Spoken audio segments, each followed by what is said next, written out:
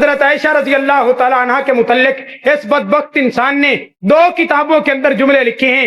ایک کتاب یہ ملفوظات ہے، ملفوظات کے اندر لکھتا ہے کہ حضرت عائشہ رضی اللہ تعالیٰ عنہ آپ صلی اللہ علیہ وسلم کی شان اقدس میں الیاذ باللہ ایسے جملے کہتی تھیں کہ اگر کوئی اور کہتا تو ان کی گردن ماری جاتی. گردن کب ماری جاتی ہے؟ جب کوئی جملہ گستاخی کا نکلے. گردن کب ماری جاتی ہے؟ جب کوئی جملہ گستاخی کا نکلے.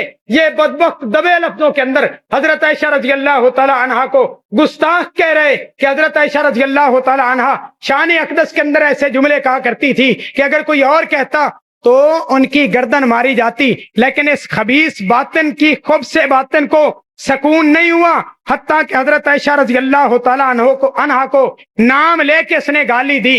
یہ ہدایت بخشش حصہ سوم، ہدایت بخشش حصہ بول ہدایت بخشش حصہ سوم، اس کا صفحہ نمبر 37. کتنا صفحہ نمبر بھائی؟ بول صفحہ نمبر کتنا بھائی؟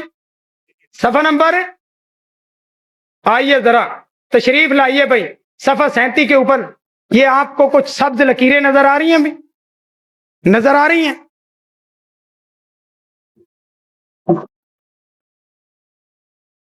واہ، اپنے آپ کو سنی کہلاون والے تیرا مسلک جڑا سپیکر بیان کرن دے کوئی نہیں، ڈوب کے مر جا، ڈوب کے مر جائے جی مسلک لئی پھرنا جڑا سپیکر بیان کرن دے ہیں. اس عائشہ صدیقہ رضی اللہ تعالیٰ عنہ کے متعلق یہ صفحہ 37 پہ اس نے ایک لکھی ہے نظم سی بنا کے حضرت عائشہ کے متعلق. اس کو تھوڑا اور پیچھے گھروں کے اندر آواز کہتا ہے قصیدہ در مناقب شریفہ، قصیدہ در مناقب شریفہ، ام المومنین محبوبہ سید المرسلین. دیکھو کیسا بدبخت انسان ہے، لفظ لکھ رہا ہے، عنوان دے رہا ہے، اور عنوان کے بعد اوپر عنوان کیسا اور اندر کیسا. یوں کہہ لو کہ یہ پیشاب والی بوتل پہ زمزم کا لیبل لگا کے دے.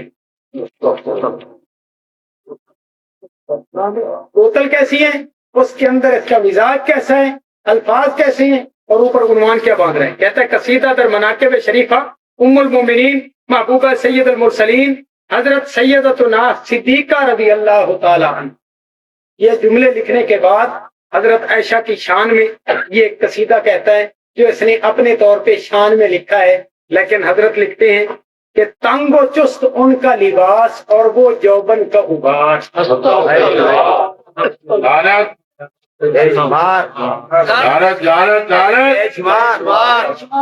بس میرے خیال اس طرح دیکھ پوری کھاون دا کی فائدہ ایک چاول کا. یہ ہے مسلک ٹوکے والی سرکار کا. جب وہ آ جائے نا اس کو کہنا یار چھوڑ یہ بندیاں دے نال مقابلے تیرے بعد پہلے آ گھر تیرے تے بڑی گھر دی آن کے صفائی کریے.